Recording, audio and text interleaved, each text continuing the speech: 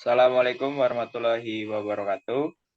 Kami dari kelompok 5 akan mempresentasikan tentang topik DHCP V4.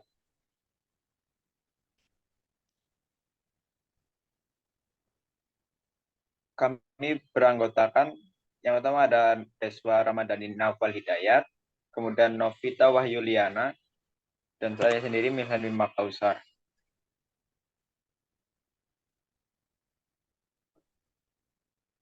Berikut adalah table of context.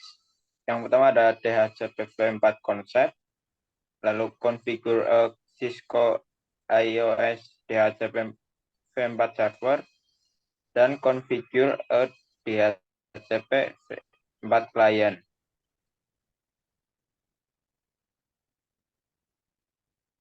Yang pertama ada DHCP V4 konsep.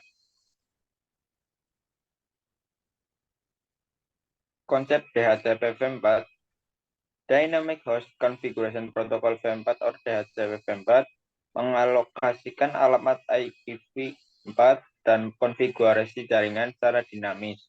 Client desktop merupakan mayoritas mode jaringan, sehingga DHCP V4 berguna dan menghemat waktu bagi administrator. Kemudian ada configure a Cisco iOS DHCP V4 server. Langkah-langkah konfigurasi server Cisco iOS DHCP V4. Yang pertama yaitu exclude IPv4 addresses. Alamat-alamat yang dikecualikan seharusnya adalah alamat-alamat yang dialokasikan kepada router, server, printer, dan perangkat lain yang sudah atau akan dikonfigurasi secara manual. Kemudian langkah kedua ada define a DHCP V4 full name. Mengonfigurasi server DHCP V4 melibatkan penentuan pool alamat yang akan dialokasikan. Dan langkah ketiga yaitu configure DHCP V4 pool. Pool alamat dan router gateway default harus dikonfigurasi. Biasanya gateway adalah antarmuka LAN dari router yang paling dekat dengan perangkat klien.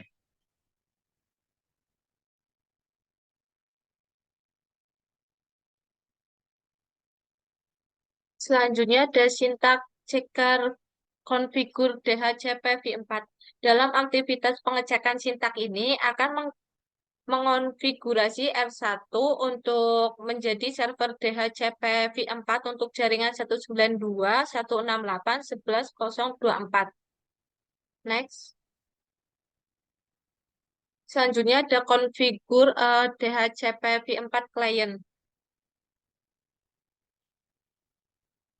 Di sini ada contoh konfigurasi, di mana yang pertama itu dapat mengkonfigurasi suatu port sebagai klien DHCP dan menggunakan perintah IP address DHCP pada interface tersebut.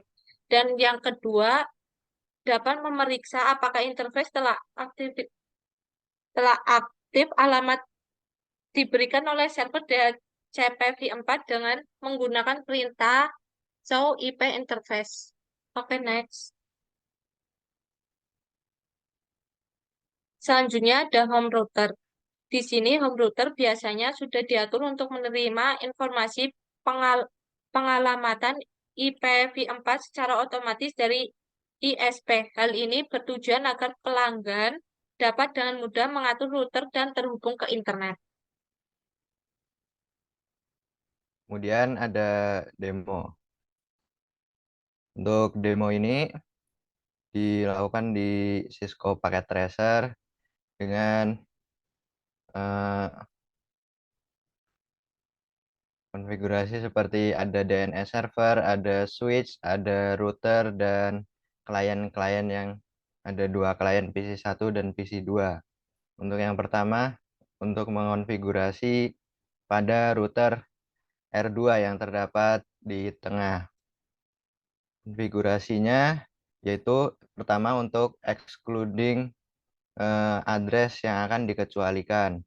Ya, di sini ada IP DHCP, dari 192.10.1 sampai 10.10. Kemudian IP DHCP excluded address dari 31 sampai 3010. Kemudian memberi nama pada pool untuk R1 LAN. Untuk R1 LAN itu networknya itu disetting pada 192.168.10.0 dengan subnet mask 255.255.255.0. Kemudian untuk default gateway-nya itu 192.168.10.1 dengan DNS server mempunyai IP address 192.168.20.254. Kemudian masuk ke IP DHCP pool untuk yang R3. R3 LAN itu diberi nama R3 LAN. Kemudian di setting network address-nya 192.168.30.0 dengan subnet mask 255.255.255.0. Kemudian diatur default gateway-nya 192.168.30.1 dengan DNS server 192.168.20.254. Kemudian keluar dan masuk ke interface G01, yang mana ke bagian kanan ke switch dan DNS server itu untuk menjadikan si routernya itu menjadi DHCP client. Ya, untuk yang pertama, untuk menjadi DHCP server, maka masuk ke R1 dan R3. Untuk R yang pertama, untuk R1 itu dikonfigurasikan enable configuration, kemudian interface G0/0 itu untuk ke bawah, untuk ke kliennya. Kemudian IP helper address itu untuk meneruskan IP yang disetting dari router utama atau router 3. Kemudian untuk yang router ketiga itu di setting enable configuration T, kemudian interface G00 untuk ke klien, contohnya ke PC2 ini, kemudian IP helper address untuk meneruskan konfigurasi dari router 2. Seperti itu. Maka untuk PC1 tadi sudah di setting dari 10.0 dan seterusnya. Jadi pada IP configuration yang awalnya statis dan dimasukkan DHCP maka mendapatkan IP yaitu 92.168.10.11. Kemudian untuk yang PC2 setelah disetting tadi mendapatkan IP yaitu 192.168.30.11. Kemudian setelah router R2 menjadi DHCP server, maka menjadi DHCP client, dia mendapatkan pada gigabit Ethernet 0/0 mendapatkan IP 192.168.20.1. Nah, kemudian kita coba apakah klien-klien ini terhubung dengan mengirimkan paket dari PC1 ke PC2. Ya, ya ini udah sukses ya, maka PC1 dan PC2 bisa terhubung karena sudah disetting tadi. Kemudian kita coba ke web page, contohnya ini udah ada cisco.com dari PC1.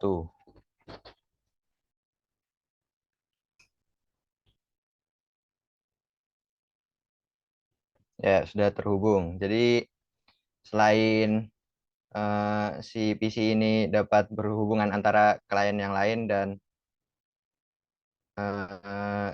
klien yang lain, kemudian selain itu bisa terhubung dengan internet juga karena sudah ada perangkat internet di sini. Oke, mungkin segitu saja. Terakhir penutup mungkin saya tutup. Cukup sekian dari kami dari kelompok 5. Mohon pamit undur diri. Wassalamualaikum warahmatullahi wabarakatuh.